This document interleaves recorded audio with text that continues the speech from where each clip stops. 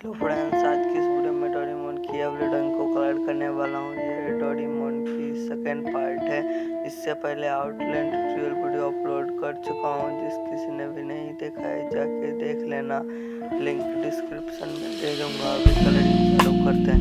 इस ड्राइंग को कलर करने के लिए मैं यहाँ पे डोम्स के कलर पेंसिल का यूज कर रहा हूँ। अभी मैं कैसे करता हूँ आप लोग ध्यान से देखो, ज़्यादा वीडियो।